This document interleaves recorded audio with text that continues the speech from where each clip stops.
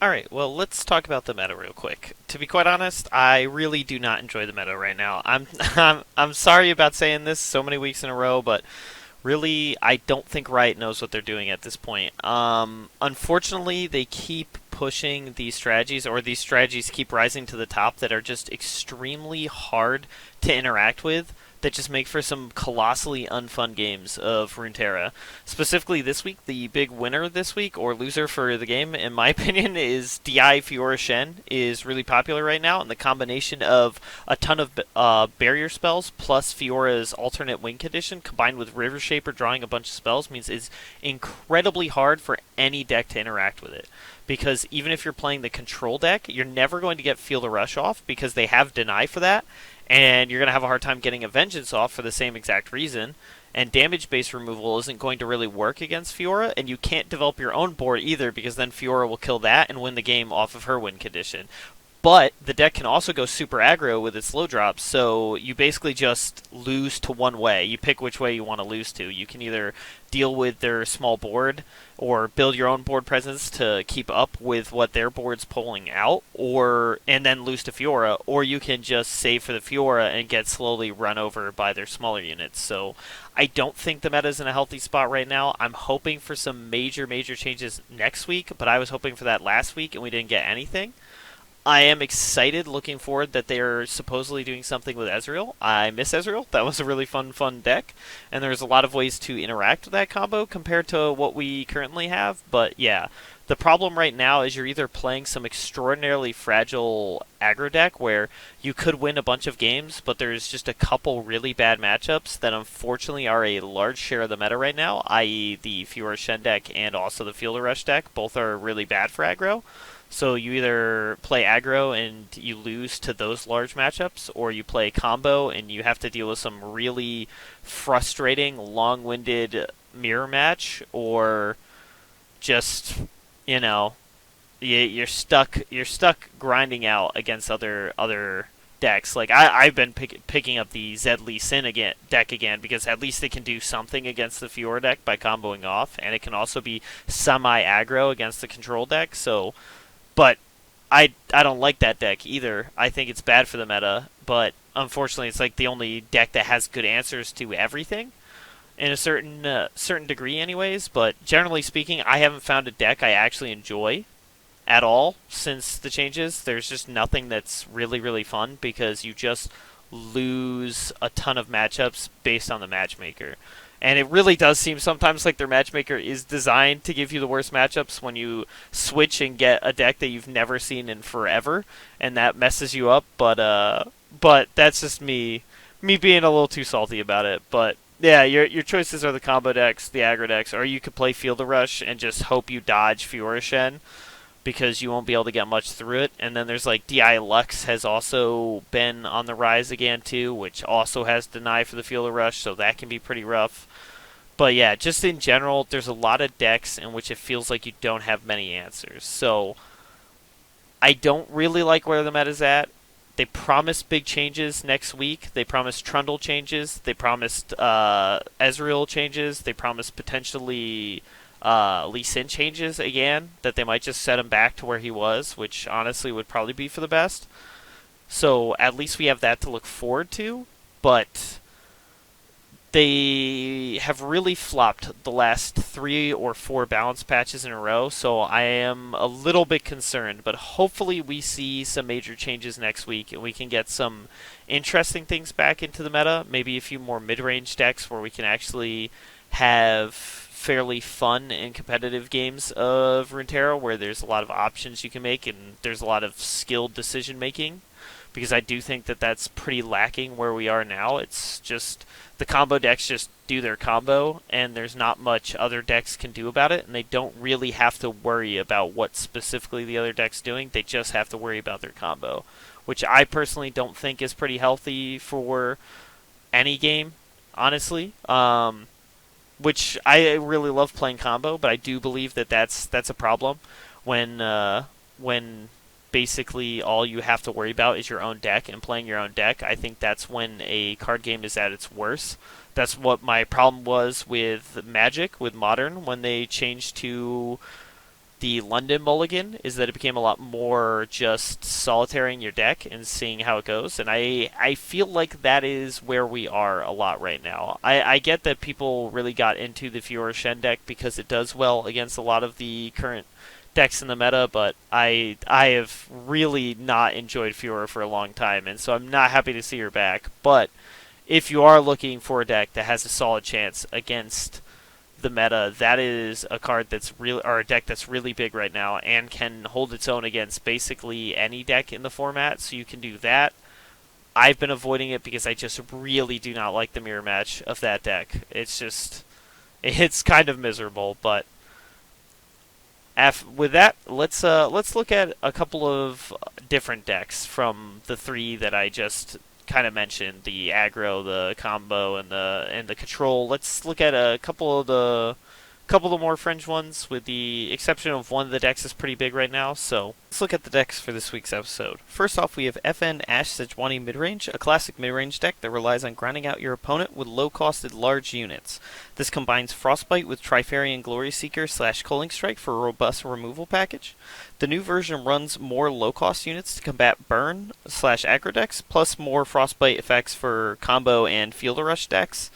You're looking to curve out cleanly and close out the game with a leveled up Ashe. Assessor and Björk help to keep your hand full, and you want to look for solid turn 1, turn 2, and turn 3 plays against aggro decks, basically curving out with something like Omen Hawk, Avarosan Sentry into Avarosan Trapper. This is one of our best curve outs that we could have, and it holds up really well against aggro, since we can trade our Omen Hawk into whatever they play on turn 1, and then trade Avarosan Sentry into things like Legion Grenadier, and the Trapper also trades with the Ballista, so that's one of our best ways to combat aggro decks. You want to keep Culling Strike and Frostbite for combo decks, or even can be quite effective against Trundle decks for frostbiting the Trundle and then Culling Striking it, or even just having Culling Strike on turn 3 to deal with Weirding Stones. So those are solid cards for those matchups. Pump Spells, Card Draw, and Frostbite is also good against Fielder Rush, since Pump Spells can keep your stuff alive through their largely damage-based removal package, and then Card Draw keeps us from running out when they use removal on our stuff. We can keep our hand full and keep the engines running, essentially. But basically, the benefit of this deck right now is that it can control out the aggro matchups or run down the control matchups fairly easily, since it can put out a ton of damage very quickly against the control decks. Now let's look at Bilgewater Spring. This is the new prominent combo deck.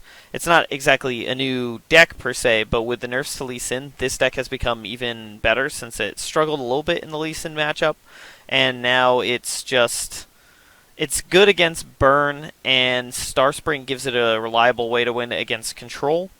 This deck uses a large quantity of low-cost self-damage units with Starspring to win the game. Soraka enables fast combo kills, while Tahm Kench sets up a powerful control lock.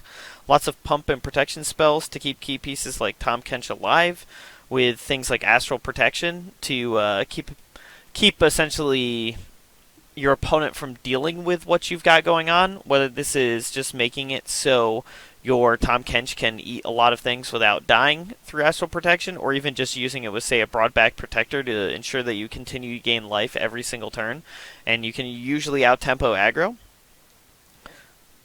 Basically, you want to keep early drops plus Broadback Protector against aggro decks, since both are really, really good. The early drops, even if they are dying, it doesn't matter as long as we're dealing with our opponent's threats. And then Broadback Protector can gain back any life we do lose to things like burn spells or burn abilities, so that's our strongest hand against aggro. Starspring is great against control decks to set up a combo win that they often don't have any way to interact with, since Crumble is kind of a weak card, and the current control decks can't really run it as much because they don't have many creatures to sacrifice to Crumble. So it's very hard for them to deal with Starspring, so even if they're killing our creatures, as long as Starspring is slowly but surely getting there, we'll eventually win off that. Not to mention, we can actually put a pretty fast aggro clock on our opponent using all of our low drops, so we have a number of ways to pressure that matchup. And then Hush, Tom, and Shakedown / Boxtopus are good against other combo decks, since if we're playing the mirror matchup, we can use Boxtopus or Tahm Kench to remove their units so that we can get our combo off faster than them. And then things like Hush can be good for, say, the Lee Sin matchup. or any other kind of combo-y deck where we're really worried about what their combo might do, like Fiora we can hush as well. So that's primarily what we're looking for in the combo matchups. Finally, we have Bannerscouts. This is a very neat new take on the very old list, in my opinion. The new inclusion of Blinding Assault sets up the fastest Misfortune level up to date. Since you can level up your Misfortune as early as turn 4 by using something like Blinding Assault and getting the 2 attacks on turn 3 and then Relentless Pursuiting on the next turn and getting 2 more attacks off of the Valor, then that can level up Misfortune right then and there. It's pretty unlikely, but it can happen. The new version has less units, but more spells to survive combat/removal, so it kind of deals with what the meta game is offering right now, and of course, 3 copies of those spells are really just summon a unit, so it essentially works like a unit. The return to Quinn is because she performs extraordinarily well into things like Trundle/Control. She's 2 units for the cost of 1, and the fact that Valor can allow you to set up good attacks by throwing him into Trundle to get around the Trundle with everything else. So Quinn is a very solid answer for those strategies that are going on. But essentially you want to look for go-wide Bannerman hands against aggro or mid-range, since we can usually outstat our opponent pretty quickly. But that said, don't be afraid to trade units with aggro to keep your health high, since one of the biggest problems is that we don't have really any answer to their burn specifically, so you want to keep your health as high as you can while also building out a bit of a board presence. Challengers are also very strong against aggro, especially if you have Misfortune to go with them, but it essentially lets you force their units to die on your turn, essentially, so you can get control of the board a lot quicker. And against control, you want to look to be the aggro deck and pressure their health early.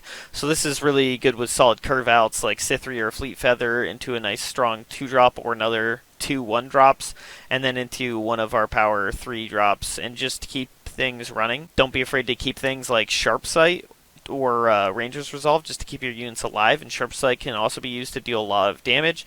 Relentless Pursuit can be really good as well for getting in those extra attacks, but essentially you are just the aggro deck in that matchup, and you have to try and kill your opponent as quick as possible because they should have the late game against you. So those are the decks I'm looking at this week.